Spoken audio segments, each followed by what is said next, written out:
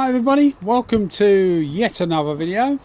Today we're doing a silver Yamaha tank and we're doing it with a Sata X5500, not the 5500X as I always used to call it. So this is an oldish video, but it took me back to the time that I first got my Sata. And when I say first got my Sata, the X5500 that I'm using here is the first big Sata that I got. I had Iwata's, I had DeVilbiss, what else did I have? ANI. I had quite a few of the other manufacturers' guns, but I only had a Sata 4400, the small mini gun, mini jet as they call it. So I thought to myself, well, I'll get myself a bigger Sata. Now, knowing the Sata have a reputation for being a bit of a cannon, particularly with the 5000 model, I thought, well, I'll play it conservative. I'll get a 1.2 tip in the I pattern. Now, for those that don't know, the I pattern is marketed, and I think it still is marketed by Sata, as the pattern. It's designed for people that use DeVilbiss and particularly Iwata, because they tend to have like a taller, thinner pattern. That's what it's really aimed at, and the idea is that you get the O pattern if you think that you want a wetter, smaller pattern. Now, I did a video where I compared the I and the O, because since obviously getting my first gun, I've got some different tip sets. I've also got a 5000 Iwata as well. In fact, 5000 Iwatas, bargains really on eBay, but I've since got those anyway.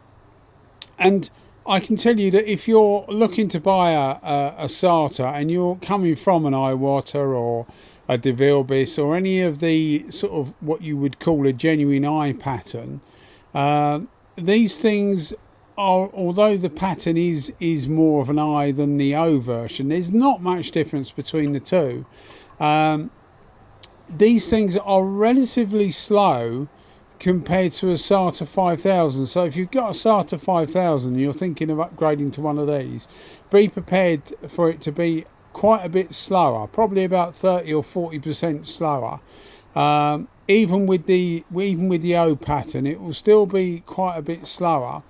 So certainly what I'm trying to explain is certainly going back to, if I know what I do now, back then I would have gone for a 1.3 O pattern without a shadow of a doubt, because it would be much more to my liking.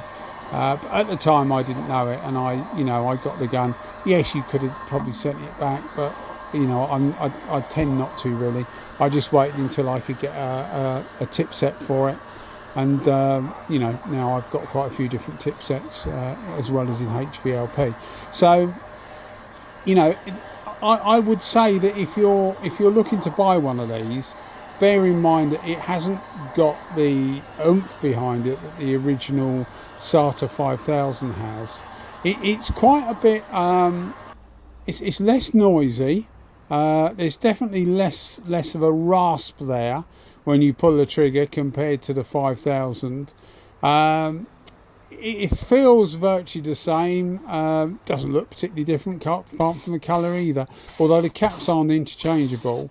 But it doesn't seem particularly different as far as feeling and holding goes, but the delivery is quite different. But that got me thinking about the price of these things, because these things, when I bought this was about 530 or 540 GB pound, and at the time they were throwing a pot in really cheap. I can't remember how much it was, but it was really cheap. So I thought, well, I'll get the full size pot, and that'll also fit my little 440, because they're all the sort of quick coupling Sata connections. So I got the pot as well, and just before I did this video I thought, well, I'll just have a look, see what sort of price they are, and now they're about 700 GB pounds. So they're not, at the time I bought this, it was the most expensive gun really by far. But since I've bought this, you've had the DV1 come out, which was more or less the same price. It's a little bit cheaper, but more or less the same price. The Walcoms have come out with their Carbonios and put the price right up. prices of Segola's shot up as well. I know the price of everything's going up, but what I'm trying to say is that the Sata now doesn't look a particularly any more expensive gun than the rest, or the majority of the rest.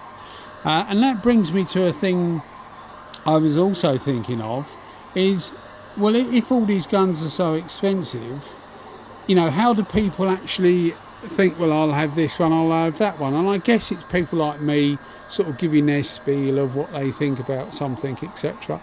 So as far as performance of this goes, as I say, I've used the 5000. I prefer the 5000.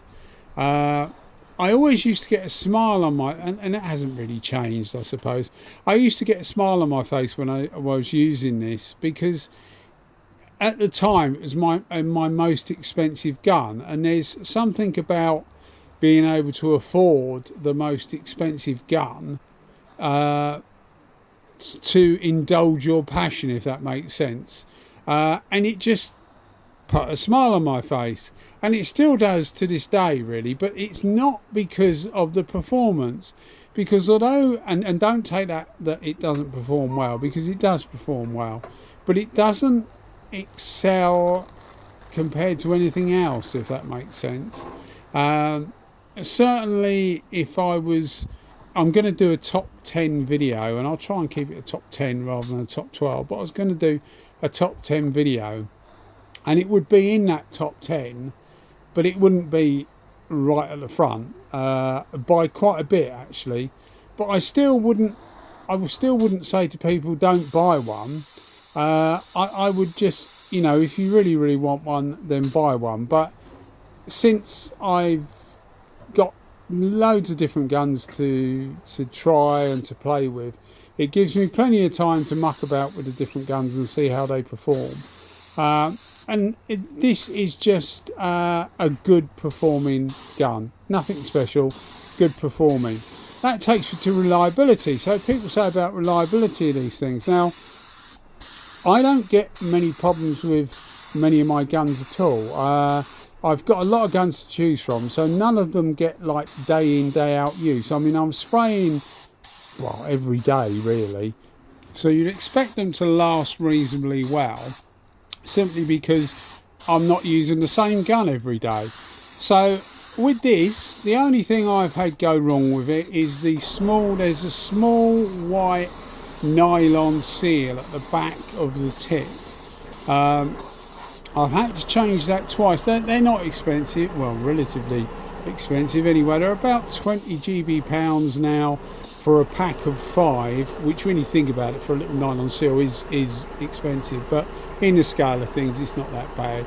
But they do normally, if you buy this new, they do give you a packet of 5 of these things anyway, so I haven't actually had to buy any. I have bought them for the Sata 4400 because they seem to go on that reasonably regularly, but otherwise nothing else has gone. But you, as I say, you would expect that, because nothing else has really gone on any of my other guns. The DeVilbiss, the Techna GTI Pro Light, as you know it in the States, all I've had to replace on that normally is the small white like gasket, I suppose you'd call it a gasket, that goes in there just behind the tip. The SRI Pro Light, there's a small elongated gasket or compression ring, I think they call it. Change that. The ANI, the same, there's a small seal on the tip, and you know, most of them are similar. I've had a few problems with a couple of other guns, namely Iwata, although I have more Iwatas than anything else. So, you know, I'm sure it's a good, reliable gun, and I haven't had any problems with it. But I wouldn't think that's like a major selling point compared to others, because most of them are reasonably well made. Reliability, again, comes with being well made, really, I suppose. Very, very reliable, but you know, so are all of them. So it's difficult to think of a sort of like a unique selling point for this thing. Apart from it's a Sata. People do love Satas. If people have been using them for years, some people it's the only thing they'll use. But I would say keep an open mind, because there's loads of other things out there that perform, in my opinion, just as well, if not better, for at least the same price, but normally cheaper. But I wouldn't sell them. I really like them. I like using them still, and enjoy using them. But just bear in mind that they're not, well, in my opinion anyway, not the be all and end all that people claim them to be. All right, guys. Well, thanks for watching yet another video as always, and you keep watching them. I'll keep making them. Cheers, guys. Thanks a lot. Bye bye.